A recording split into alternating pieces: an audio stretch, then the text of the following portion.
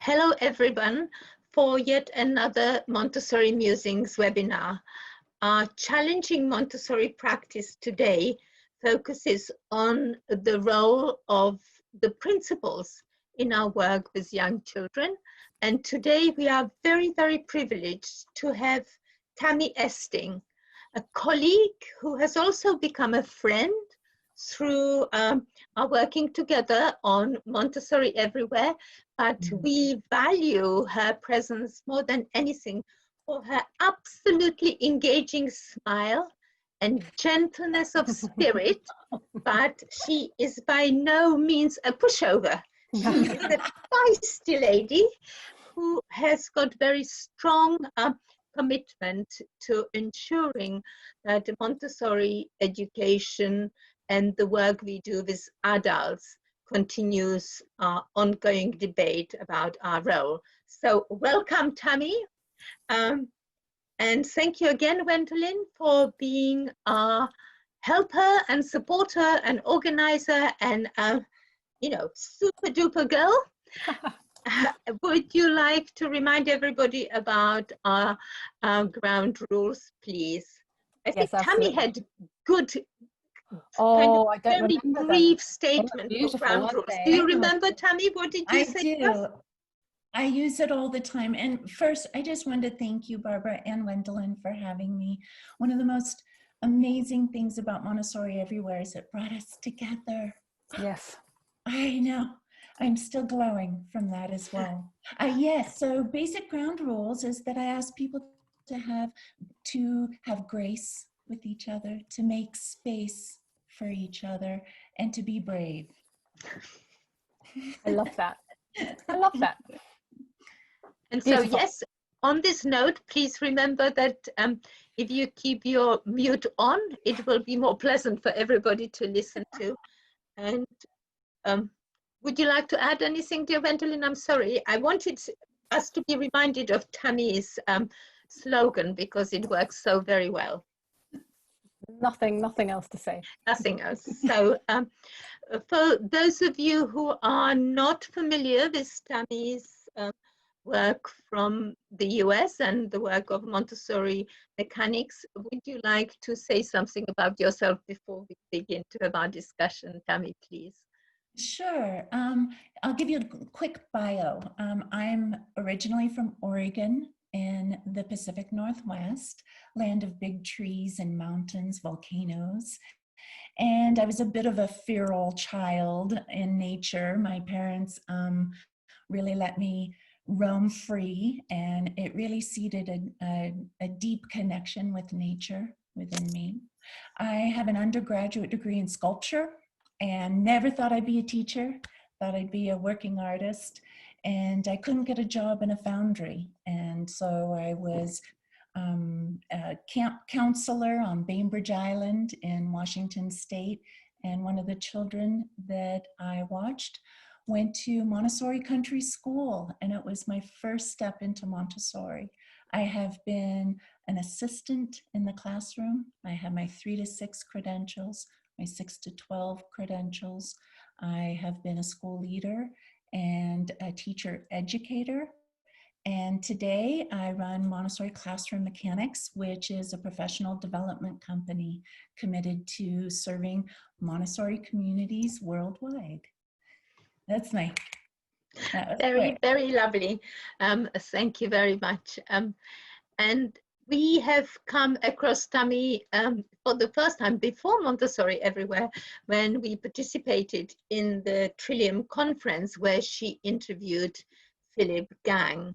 And he was also mentioned in a previous encounter through Integrating Montessori. And the team in the staff room at MCI in those days were totally blown over by Philip Gang's ideas about educating adults. And so we thought it would be good to share this, some of your experiences from what you have learned through your conversation, and also for us to perhaps explore some of the key threads of that conversation and what they mean to us today. Well, and I'd be delighted to. See, when Simi, Abdullah, and I created Principles to Practice, we had no idea where this might take us, let alone the connection that I would have with Phil that lasts today. It just so happened that our dear friend Andy of Integrating Montessori was in Phil's TIES program, which is through the Endicott College. And she introduced me to Phil, and he agreed that he would be interviewed. And my route through the United States was taking me through his hometown. So I had the opportunity pre-COVID to be able to interview him. And I have to tell you, I'm rarely speechless. And yet, the moment I met Phil, in real life, I was invited into his home. His radiance just permeated everything. I could feel it palpably in the air. There's something really unique about what the work, his inner work, and how he exudes this. So sitting down with him was phenomenal. And we talked for hours, and I had to condense those hours into this 45-minute keynote that you all got to see. So I have benefited from some of the nuances from that deep conversation, and I'm thrilled to talk to you about it. You want me to just keep digging in there, Barbara? We also subsequently talked quite a lot about the role of the adult educator and how Montessori teacher training influences allegiances to organizations and sometimes limits our opportunities to explore beyond the parameters of what we have learned initially. So perhaps you would you would like to, I know you are very interested in working with adults. So I think what does that mean to you? Right, I think these all weave together. And one of the quotes that I think that you had pulled from our interview was when Phil talked about if Montessori is done in the right way, we're seeding the essence of this new human and an understanding of cosmic consciousness. And I've since teased out more of those pieces and how it manifests in our teacher training. But before we do that, I'd love to talk for a moment about that essence. Yes, that would be really lovely. That's the driving force. I think that why we all come together is that sometimes that essence is unnamed, and yet we feel and move towards it. And I had to look up the definition for essence on this one to kind of guide me a little bit. So I took a few notes on these. The idea of essence is that it's an intrinsic nature or an indispensable quality or characteristic of something, usually something quite abstract, and it determines the character. And so it's a fundamental piece of who we are. What is the essence of the new human? And Dr. Gang talks about this essence as being a new human that is has an integral relationship with Gaia, bounded by right action and love. I'm quoting him here. This idea that Gaia is this interconnectedness of and interdependence of all things. And Dr. Montessori definitely laid a path for us to understand the interconnectedness and the interdependence of all things. And this new human is one by which they understand. And Dr. Montessori talked about this in Education and Peace. She said that a new human must show us how to make humankind aware of this unity. And so that unity, that essence, that understanding of unity is the essence. And yet, I am a teacher educator. I'm a freelance teacher educator, which means I'm not attached to any one affiliation. That gives me this broad experience with different kinds of schools under the umbrella of Montessori and globally as well. And yet I do see that this essence is kind of waylaid because we ourselves are not trained to see it necessarily. And we've talked a little bit about this, Barbara, not here and now before, but this idea that how do we get away from the card material to show the connections? How do we manifest ourselves this essence? Because we are absorbed fully and engaged with by the child. They absorb everything because we model it in our lives. So how do we get there? And that's where I keep thinking, man, the affiliations drive a certain point of view. And yet, essentially, I think we're all driving towards the same goal, is this new human. And I think that we are all very much drawn to the essence when we first come to Montessori. We are all drawn to this spirit of the child, which has got this enormous potential. And yet somehow we lose the spirit of the child when we begin to really focus on the materials. And in my recent rereading of the Education and Peace, I was reminded that Montessori actually tells us that we are all preoccupied with developing the child's intellect, and we forget about the child's spirit. You know, the spirit of the child is really fascinating. My granddaughter has become recently interested in what it means to be a teacher. And so I had to explain to her that I was a teacher of teachers and that some of the teachers in her nursery school I have taught, and now they are teaching her. And she, at the age of 3.5, she said, "But I'm learning by myself." And I thought that was the spirit of the child. And the teachers in the nursery have done absolutely the right thing. If she really believes that what she's learning is her own work, because that empowers her then in turn to be able to share with others and give of her spirit to others. But she needs to feel confident in what she has learned. I suppose this brought me to the idea that we work to quite prescribed curriculums in working with adults, instead of enabling the adults somehow to follow the path of their interest, because all of us are naturally attracted to one area of the curriculum more than other, and all of us have got different understanding of the key principles. You know, what does it mean to trust and respect the child? It is such a huge task to be able to do that, and we need to overcome our own upbringing and our own experiences and our own attitudes to truly give it, as the teachers did in my granddaughter's nursery, to her. She is learning for herself. So I wonder if you had any little tips on our journey of learning, as how we could become a little bit more aware of ourselves and of our influence on what the children learn.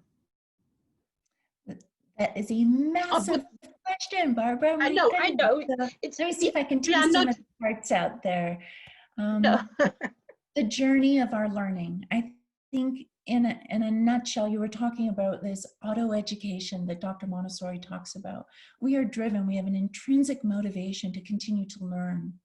And yet I work with multiple training centers. It's not my favorite terminology for the adult transformation. And oftentimes it is so prescribed for what we have to learn. And there's not much space. Oftentimes it's this intensive drinking from the fire hose is often how I feel, is that we are hoping, we're trusting the adults to educate themselves and to open their hearts and minds in ways and investigate their own identity because it is being absorbed by the child fully, as I mentioned. And yet, this prescription has certain components that are really important. One of my mentors is Dr. Priscilla Spears, who's a microbiologist, and she owns Big Picture Sciences. And I learn most of what I know and understand about the natural world from her.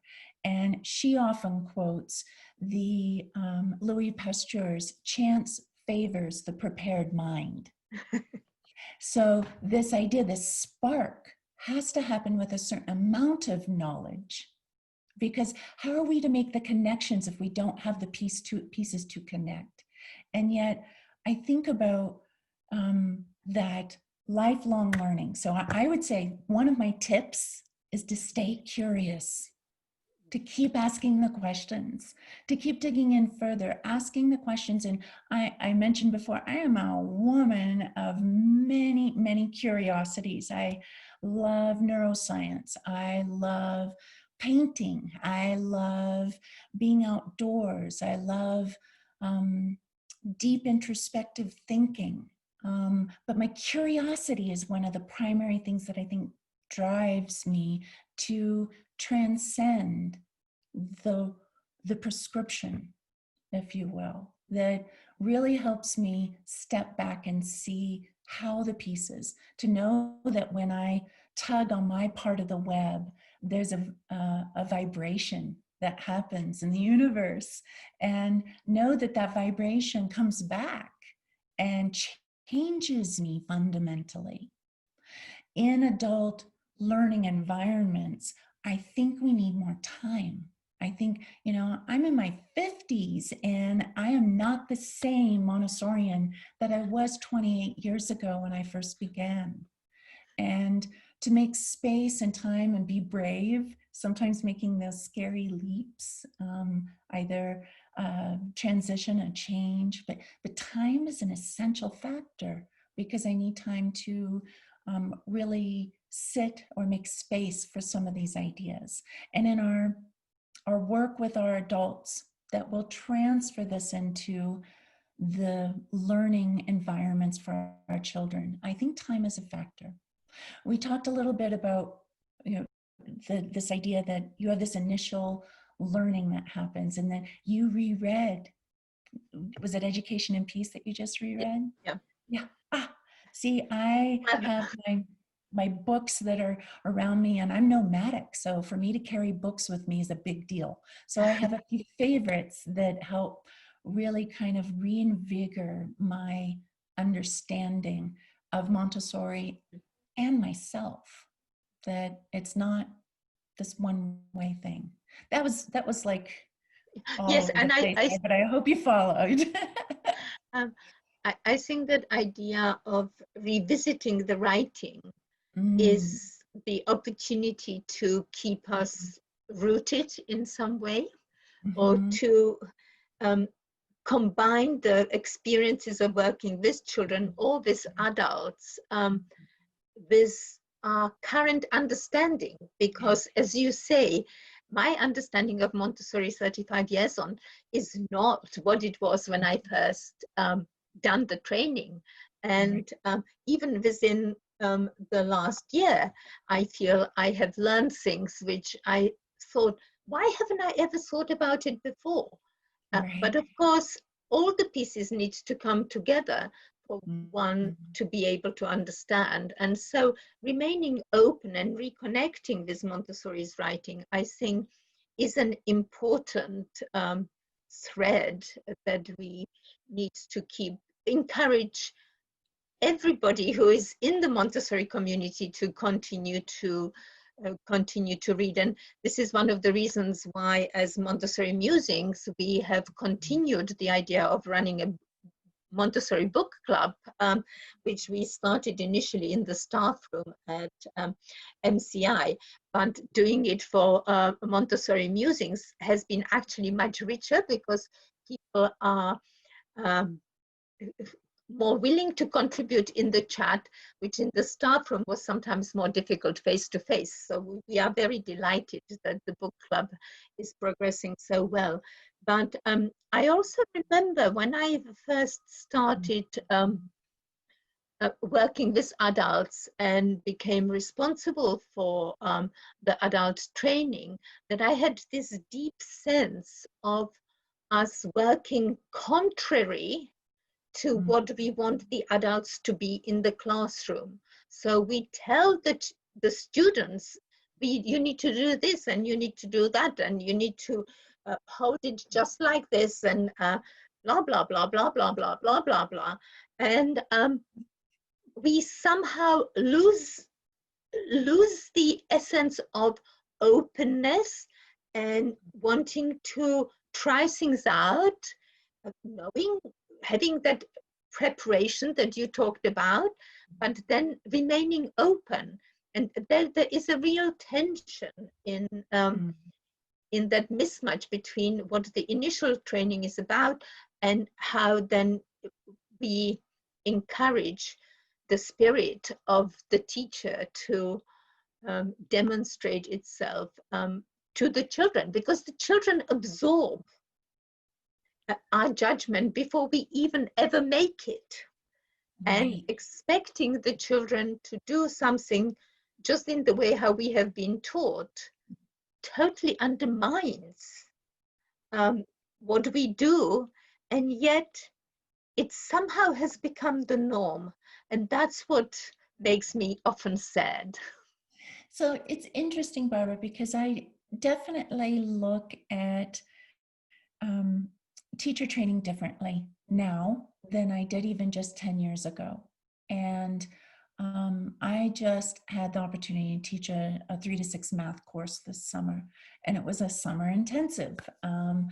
And rather than focusing in on the minutia, the very details that I was taught, instead, I tried to demonstrate multiple patterns that are existent in our engagement with these materials, absolute consistency. And then I try to have the adult learners pick up through their observation what these patterns are, because, and this is kind of going to the heart of why Principles to Practice was created, is that rather than giving the prescription, we want to give fundamental principles that we know and understand about what it is to be human and how children learn and the nature of the child.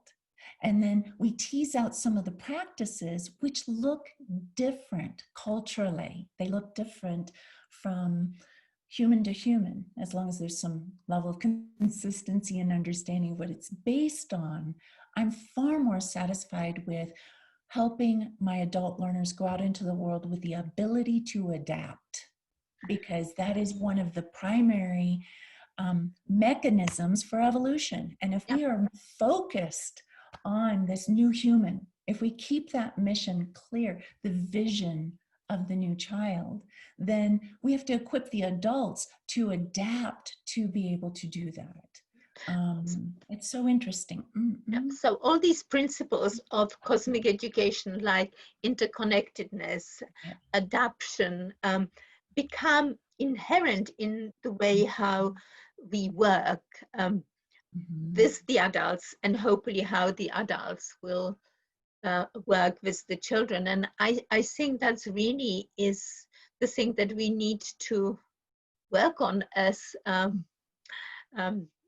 adult trainers and as colleagues and as teams of people, or even when we work with parents, because giving them this permission to be flexible yet understand the parameters of the principles is such an important aspect of what we do. And of course, this idea of learning together, as we are doing at this moment, is vitally important too. And the learning across the training organizations, rather than in the groove of one trainer is really, really, really vital, because there are opportunities to explore and discuss together. Gwendolyn, there are lots of comments in the chat which I'm not able to follow at all because I'm so engaged in the conversation.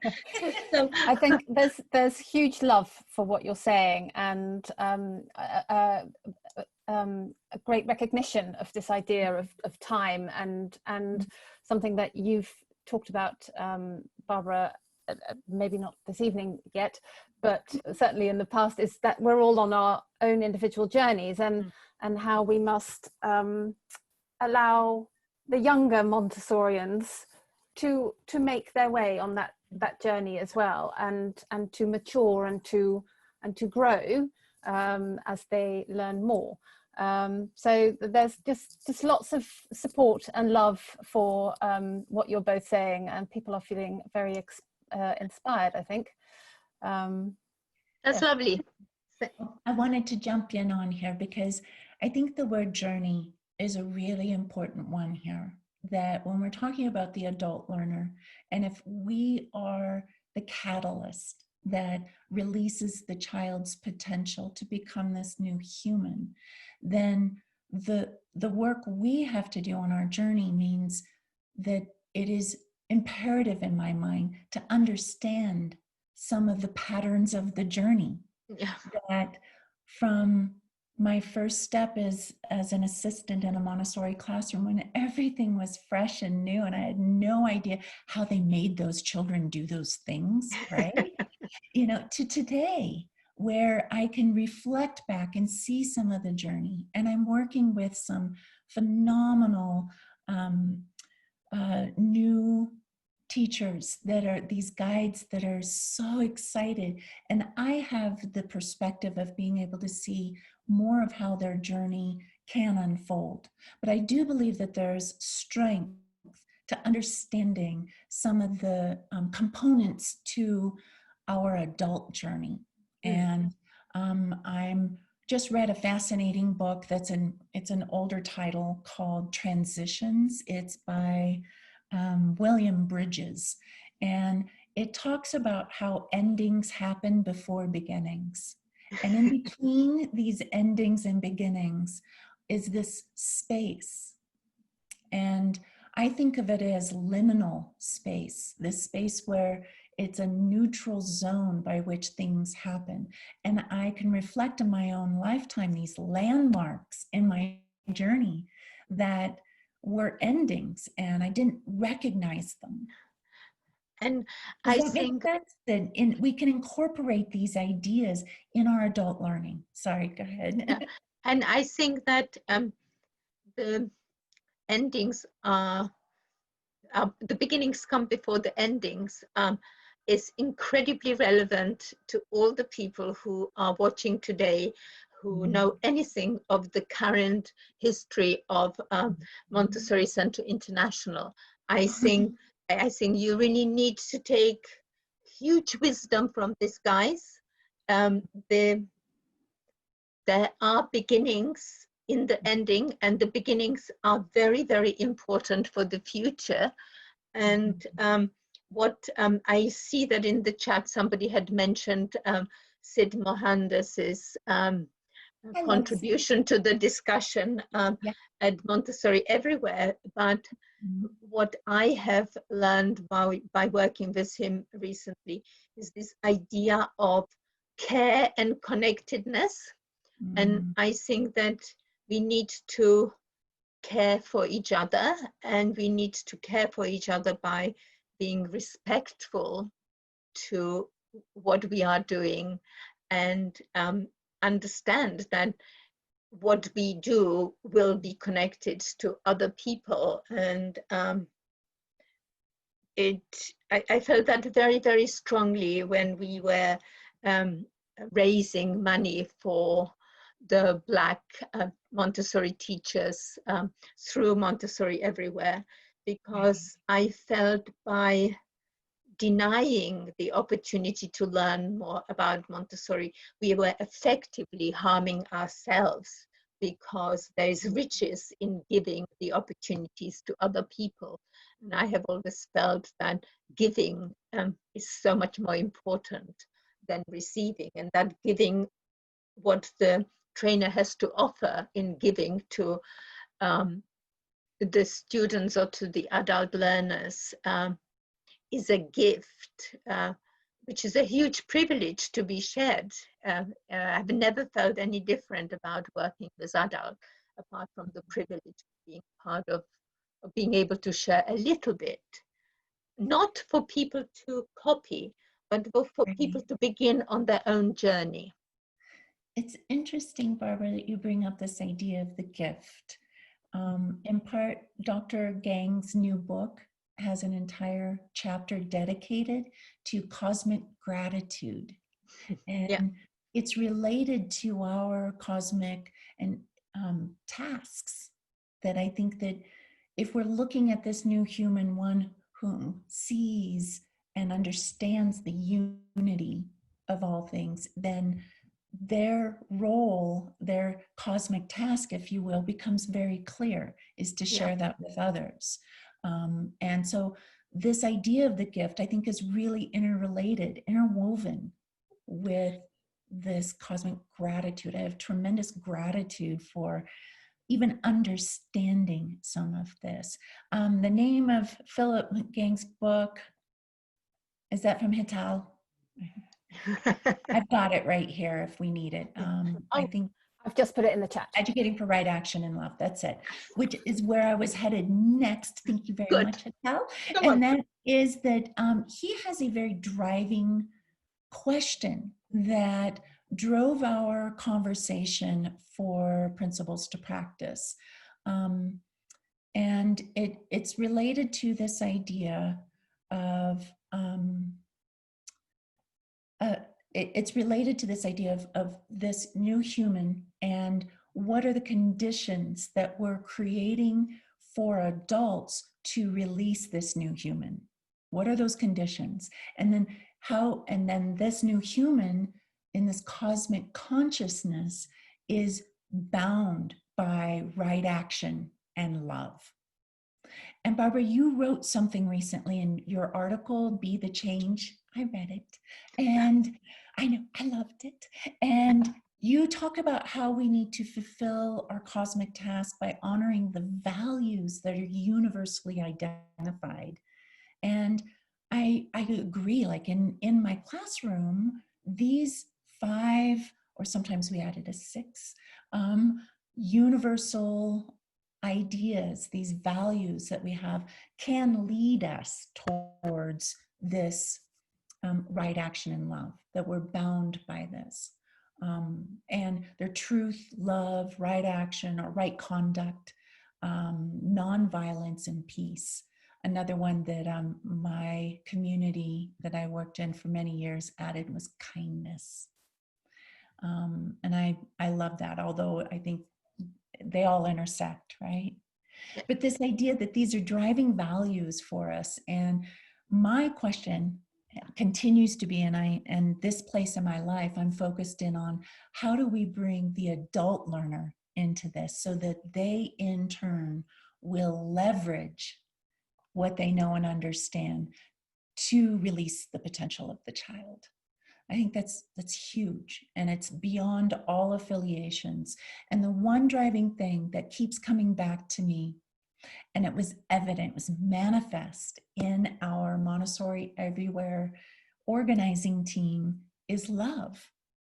Is that, bottom line, love drives us to connect with each other. And when we saw that we brought in 121 countries, I could see, what pulls us in together. It's love. Of all things, love is the most potent. I don't think those are vacuous words. I feel them really deeply. And this love for self, love for others, love for the environment, these are essential pieces here. So yes. And it's so interesting how we revisit all these ideas. Aileen Wolf advocated this idea of love for self, for others, and the environment in nurturing the spirit. When I heard Philip Gang talk about Gaia, I remembered that the very, very first Montessori conference we did in London in 2007, we had Sheila Fitzgerald talk about cosmic education, and she explored all these ideas about Gaia. And I must be very honest, I had no clue what she was talking about. It has taken me almost 20 years to come back to it and revisit. So sometimes we encounter ideas and they do not have a meaning. What is important that we remain open to those ideas, because when we encounter them again, they suddenly will have there will be a powerful tool for further discourse and for further opportunities to learn. But the thing that I would really love to explore for the future again is this idea, what we understand by the cosmic task. Because when we started talking about it in the Montessori Everywhere, I have sensed that it was such a big word that it frightened people. It does. And yet all of us have got this wish to contribute, and we value the human values of honesty and peacefulness and love. More than anything, they always transcend the situation. So it is, I think that needs to be another conversation.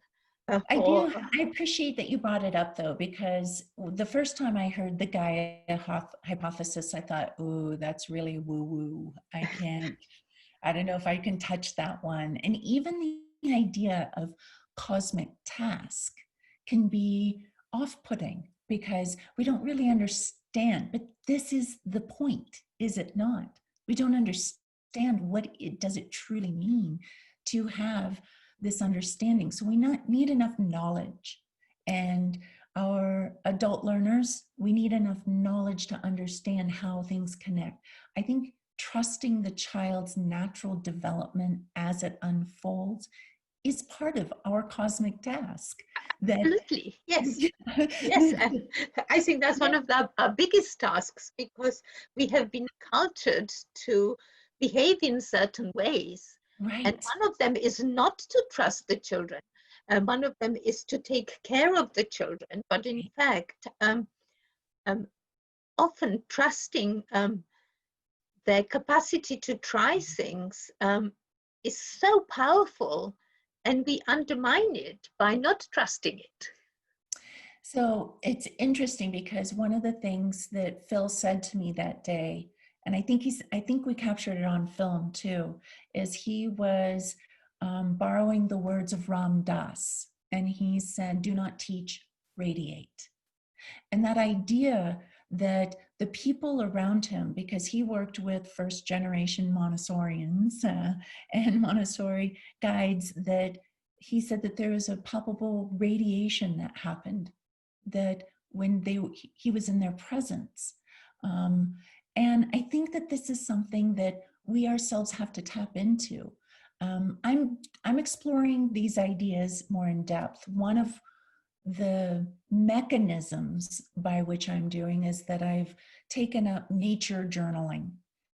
And while that seems like a kind of a veering, I'm realizing the depth of observation that I have to kind of release preconceived ideas and look into this, the pine cone. I live right now, I'm in Colorado at 8,000 feet up in the Rocky Mountains, and there are a lot of cones at my disposal. And when I observe this and I make space and really focus in on it, I don't need to know its species or its taxonomy, its classification. Can that deepen my understanding? Maybe. But it's by that really focused observation, and then a reflection on it, that I can start seeing how it relates to the wildflowers that are growing nearby, that it relates to the elk that are currently in rut right now and we can't go outside because it's a little dangerous. It's all connected, and I have to make the space for that. And then as it relates to my cosmic task, this idea of the unity of all things, that is a profound transformational place to be. And I hope one day to radiate that. Yes. And that radiation, it really represents your love for what you do with the children, and the children sense it. So I think that it is really important also to recognize that whilst we have our cosmic task, the children have their cosmic task, and 8 months old granddaughter, her immediate cosmic task is to learn how to walk, and it is such a powerful drive in her that we cannot. She will just pull herself up and pull herself up and pull herself up.